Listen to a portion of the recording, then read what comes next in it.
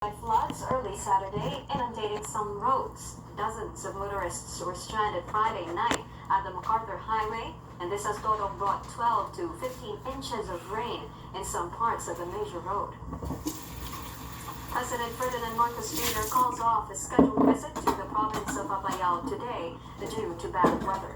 Marcos is supposed to visit the province for the celebration of the Cordillera region's 36th founding anniversary. Local officials earlier expressed hope that the president's attendance would brighten prospects for the region's economy. Cordillera remains an administrative region after two of its autonomy bid plebiscites failed. This means programs and projects in the region are still under the mandate of the national government. The torrential rains brought by the southwest monsoon and the storm again shed light for the need for better flooding solutions, especially in Metro Manila.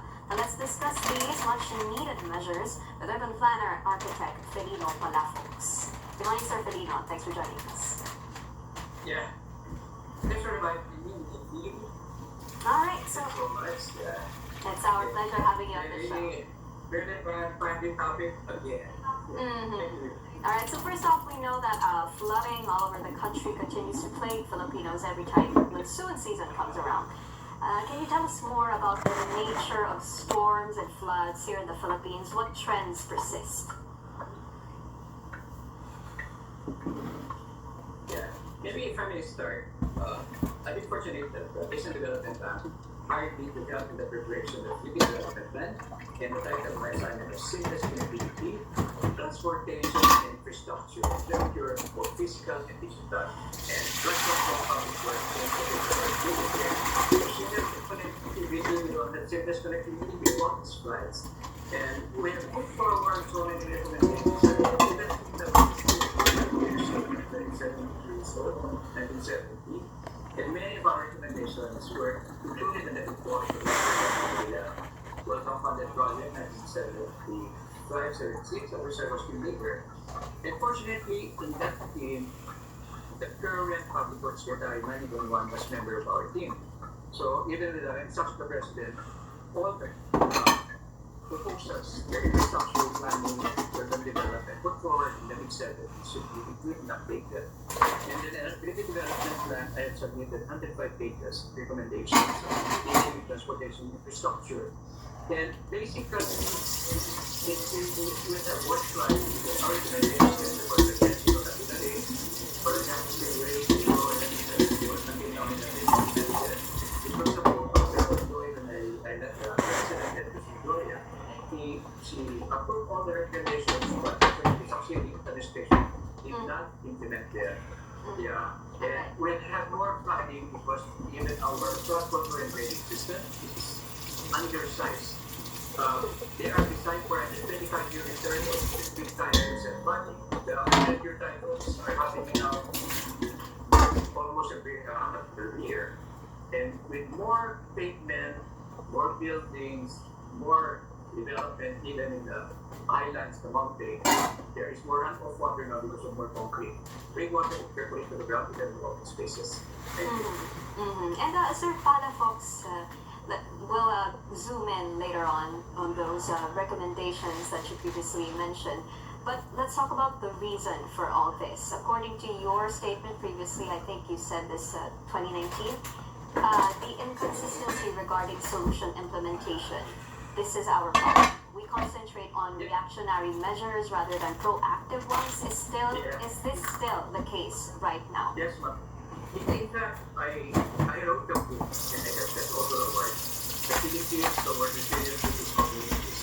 It's 90% less expensive to address the 18 concerns before the disasters, aside from saving more human lives, real estate, buildings, infrastructure, even agriculture. And I think that is suffering from lack of implementation, too much analysis paralysis, and the elephant in the room, corruption. And I'm also direct to personal director for infrastructure, construction, environment, and planning in the Philippines and the industry.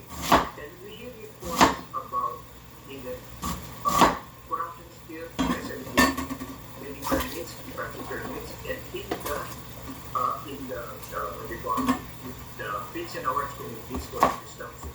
And the second public work is aware of this, the president is aware of this. And I also said that we did an article that corruption kills. Look what happened in Syria and Turkey. All buildings that work with corruption, they all collapse. This is not in our country also. So we should have more good tellers and whistleblowers that the government should protect them. And then in the infrastructure project, the government should be taking care. Enable permits, infrastructure, full kind of infrastructure supply of supply, roads should be accessible. It's sometimes better than public force to give permits in the correct ways. And Mr. Palafox, would you say that the emergency responses to these events have improved at the very least since, despite the fact that we continue to suffer rising waters every time the storm comes in? I think there's more options now. But the implementation of the options we way behind. And we know the problems, we know the solutions. Okay lang tayo. Yeah. And I think there should be more in the public-private participation. Like the Philippines River Government Industry is a vice president. And I was president of the Management Association of the Philippines, the Foreign Chambers of Commerce. We're even identifying now we have so many students also. Also ignore that make us go, let's go from that with. And it can also help for improving our infrastructure. And we used to be number 2 in Asia over countries. In the evolution of cities, it started in 4 previous cities. We were ahead in ports. And then very regular cities, we were ahead in railways. Highway driven cities, we were ahead. This century, we were ahead in 4 driven cities. And airport and seaports are the business parts of the city and the country. And I think there should be more active public-private participation. Sir, it's all reported, all of these solutions problems. And I have them recorded since 1970. Jumping off from what you're saying, sir. Jumping off from that, you've also since shared a few of these long-term solutions that resulted in a brainstorming between Palafox Associates and Palafox Architecture Group, right, regarding the urban planning, architecture, engineering related to flooding. Can you expound on these long-term target solutions and the like? Yes, ma'am. It's not just long-term. Immediate action program, short-term, medium-term, long-term, and visionary. At Palafox, we're planning now out to 2100. And the Philippine Business Conference of October, which I'll be chairing, the theme will be Philippines 2050, first world country, the first top 20 economies of the world, that we have to start implementing now. Maybe start with the Philippine Development Plan, 2025-2028. Maybe the public should get a copy of this. These are public documents, approved by President Jeff Marcos here. And a lot of infrastructure, 805 pages of implementation. So we 12 pages brought into the official document. But the 100 pages I submitted to ADB and NEDA, they're available. I could even share with them. Sir, since you... We have work planning that's ongoing because not much was done of the work. And sir, since you did mention earlier other countries, right, dealing with floods, tell us also about smart flood control systems similar to those being done in neighboring Asian countries. How can our country, given our resources, be able to implement our version of it? Yes, one of the ongoing since the finance period was not carried out, that is proposed because of the smart tunnel and quality control.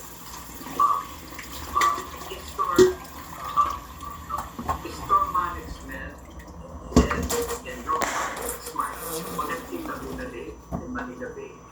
3 levels. The lowest level can be spillway, but during floods, the whole 3 levels can be spillway because Laguna Lake operates. Because again, there was a contract with the general landscape to test Laguna Lake. So they cancel that contract and I heard the federal administration basically on the tests not honoring the contract of the previous administration in 2009. So there are so many, these are all under report, these are public documents. And if you don't dredge Laguna Lake and do the spillway, there is part spillway, we have worse flooding. And even the topography of Metro Manila, let's say 1 meter of oxygen Manila Bay, and then towards Quezon City and so on. So you have about up to 25 meters of oxygen. And just to the floor of Marikina Garden of the Bay, then go to Pagkenda with all of our Bay. So the ship continues to be fun. In fact, after we had the Dutch architect working with us and we went to Malacanang. Two options sort of project. The Dutch architect said if this were local land, then we have relocated those communities liable to flooding. And I said, in our country, private land ownership is sacrosanct. You cannot do that. So I said that time, elevate or relocate. Raise the city. If your house is flooded at the ground floor every year, maybe separate the electrical system and let it be flooded. Adaptation. Then instead of just build, plant, and then use it on things. So it should not just be hard infrastructure, concrete infrastructure, but also great infrastructure. Then everybody should be doing that. The small things like planting trees. If you own a car, you must plant at least 10 trees to recover the oxygen of the carbon monoxide per car. Our river banks, we can plant more bamboos. And then maybe even the drinking gold, there's a rainwater harvesting facilities. That's where the world right. New York, Singapore, build things and rainwater harvesting. You harvest the water, hold on the water, and then use it after the flood. Then you could even use it for emergency use like fire and water supply. We don't have to reinvent the wheel. There are so many best practices in the world. We can just copy, improve, and adapt. And And there are more than. Yes, sir. Speaking of unfinished projects, what are the stunted plans for the Manggahan floodway Parañaque spillway complex? This was conceptualized as far back as the early 70s, right? What did the proposal Because the Manggahan floodway and the spillway should have been done the same way, the same time. They did the Manggahan floodway to divert floodwaters from the mountains, protect Metro Manila, diverted the floodwaters to Laguna Lake. But they did not do the spillway. And I said, after overboard, as the photo were caught from me, Laguna Lake is like a tornado without a flash. And Laguna Lake is like a big bathtub with 24 steps without a rain. And I have not done that, even dredging Pasig River. Fortunately, some legal corporations is spending 2 billion pesos to even dredge Pasig River. And all these solutions to the players have been receiving since I was 20 years old. And in fact, in the development planning, I shared the planning we have been doing by the road over who challenge us planners, architects, and engineers, the best in the world, how we do by the faster. But our development planning in our country is better than last year, better than the administration. So these are baby steps. Then there's a lot of opportunity to get the best in the world and try to surpass it. Right, so we're still optimistic. And infrastructure. And Yeah, sir, I think we can first one anytime. Yeah. Yeah. But given all these, everything we've been talking about, how do we then push for development in these areas that are liable to flooding? How do we encourage new developments to incorporate elements like elevated walkways, sky bridges, and the like into their designs? Yes, ma'am. Until although I was in favor of skyways, elevated highways, and walkways. But after Ondoy and Yulat, I favor it now. Because let's say that gets flooded 4 meters high. The richest areas will be the skywalk and skyways. And with the sea level rise, and it's a double one. Because overpumping of deep wells, the land subsidence, the land is going down. And then sea level rise. And then more development, there will be more runoff water. And even open spaces now are being sold. And open spaces are not just not of the city, but also there are emergencies or emergency areas. And water frequented to the ground. Let's say for the project. Some years ago it was 90% grass. Now maybe it's 70% concrete. So there's more runoff water now. There are a lot of, maybe if you go to a subway underneath EDSA, maybe we can have rainwater harvesting there. Hold the water like a cistern and release it after the floods. All the recovered the roads or the racial roads. Then maybe we have 44,000 barometers, 1,600 municipalities and cities, 81 provinces. maybe they can even do, the leaders can do vacant land pumping. And those vacant land will be counted to productive use, maybe land bamboos, trees, vegetables, parking, and so on, for the utility that they are not being used. That's where the vacant land in cities that higher real estate taxes. I did go and search for instance, that Metro Manila has 8,000 hectares of vacant land. In Singapore, their urban farming is 8,000 hectares. Ang dami pwedeng gawin. We just have to copy and do. We don't have to, we need more progressive laws instead of stupid, obsolete Jurassic laws. We will continue hoping for the best. Thank you so much for your insights and your time, Sir. Thank you for the opportunity to share, ma'am. Thank you. You stay safe and dry.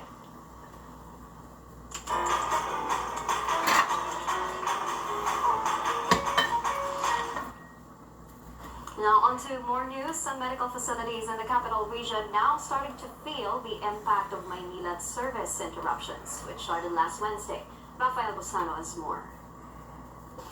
The Valenzuela City Emergency Hospital is implementing water austerity measures since they're one of the many establishments directly affected by Maynila's service interruptions. Aside from reducing pressure of hospital disease, staff are also constantly monitoring the level of their cistern tank. Yung tangke ng hospital, malaki at sapat naman yung supply. Pag bumaba na ng critical level, 5 feet, so tumatawag po kami sa BFP ng Valenzuela City. So para po mapunan yung tangke ng hospital. Water is especially important in medical facilities. Washing hands for operations and for cleaning the hospital. These are just some of the activities that require the use of water. But that most precious resource is most important for dialysis patients because one patient uses up to 5 liters of water for just one cycle of dialysis. The facility's nurse says water interruptions are not new. Ang ating mga technicians sa dialysis naman ay nakamonitor naman sa water level natin dito. So, if ever naman na mahina talaga yung pressure, meron naman tayong contingency plan as per policy. Siguro dahil na very common na siya, parang usual na siya na problem siya sa dialysis. So parang na lang kami dun sa stick to the contingency plan. Kasi yun lang yung pinaka-main answer sa water interruptions. At the Commonwealth Health Center in Quezon City, staff are also conscious of the amount of water they use. Instead of washing surfaces, they now mix water and bleach to come up with disinfectants. The good news, the service interruption begins a couple of hours after the health center closes. Yung paglalagay mo ng alcohol, tapos yung wet tissue, nila ng yung ma-maintain pa rin yung cleanliness, nagamit ko sila ng mga measures like that, yung alcohol or any disinfectants. Hindi po natin maiwasan yung mga ganitong pangyayari. Kung alam po natin na magkakaroon po ng mga ganito, maging ano po sila, maging handa, prevention is a must pa na. The health department has already issued a circular as early as April for facilities to ensure that services are uninterrupted despite the El Nino phenomenon. Hindi dapat sayangin yung tubig. At isa pa nga sa minungkahin namin, kung makakaroon sila ng paraan sa paggamit ng teknolohiya na makakaikot sila ng tubig, halimbawa rainwater, hindi ubra na pag naganap na po yung kakulangan sa tubig at sa kanapagang kikitos po. Meanwhile, the water level at the MDF Dam has slightly increased thanks to the continuous rain in Metro Manila last Thursday. From 178.02 meters Friday morning, it rose to 179.094 noon. Not enough to reach 210 meters, a comfortable level even during El Nino. Dahil nga sa napakababang level ng tubig na dam, kailangan pa rin natin ng 4 hanggang 5 bagyo para umabot ito doon sa 210 meters elevation. Rafael Busano, KBS-CBN News. The Philippine government's food stamp program is kicking off next week. Social Welfare Secretary Rex Gatchalian said they have already identified up to 1 million families that will benefit from that program. Joe Manahan joins us on the line for more. Joe, what do you have for us? Hi, Nikki. Good afternoon. Social Welfare Secretary Rex Gatchalian said the program's pilot implementation next week will have a gradual phasing, but the first part of the program would focus on 3,500 families until it reaches the 1 million mark in its implementation in the succeeding months. In a Saturday News Forum, Gatchalian said they will provide more details on this on Monday, but they are already prepared to kick off the program in Tondo. Target beneficiaries will receive food credits worth 3,000 pesos to purchase a select list of food commodities from DSWD accredited local retailers. The kadiwa ng Pangulo, limited stores, and groceries would be an important part of the program where beneficiaries could use their cards that act as vouchers. Needy beneficiaries could only exchange the 3,000 credits for food covering their baskets. Half of the basket will be allotted for carbohydrate foods, 30% for protein, and 20% for fat. The program's mechanism aims to change the behavior of the beneficiaries according to the social welfare chief, noting that this is different from the Pantawid Pamilya Pilipino program or 4Ps. Gatchalian added that the Asian Development Bank has provided this agency a $3 million grant for the technical assistance of the food stamps pilot program, which would last until December. At least 1 million target families have already been identified and would come from the agency's Listahan 3. This list shows that the poorest Filipino families were mostly in rural areas. Nikki.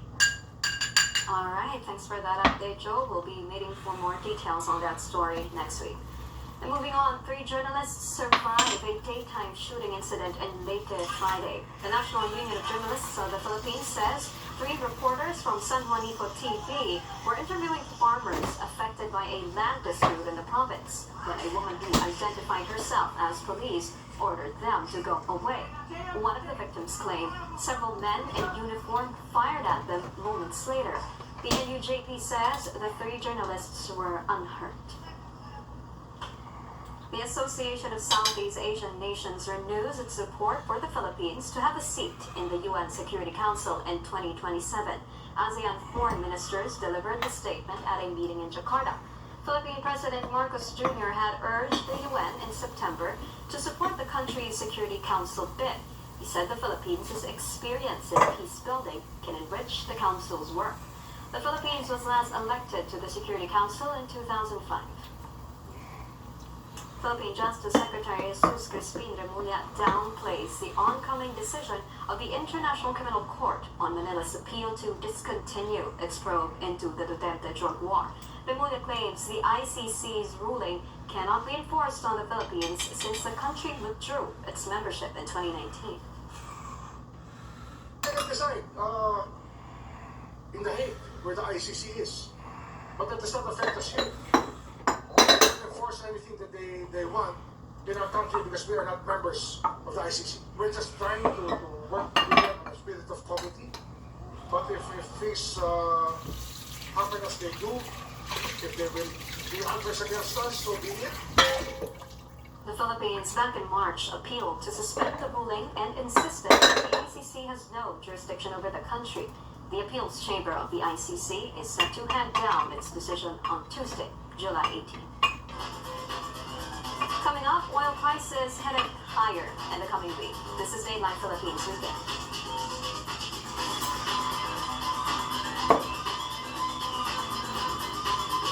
Smooth and with no artificial sweeteners. Yogo 0% yogurt is a perfect balance of good taste and feeling good. It's true. There you go. Thank you. Yogo 0% yogurt. Perfectly balanced.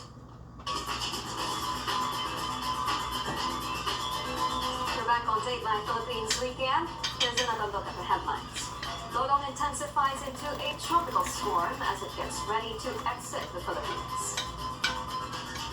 3 journalists survive an alleged police shooting in Leyte province.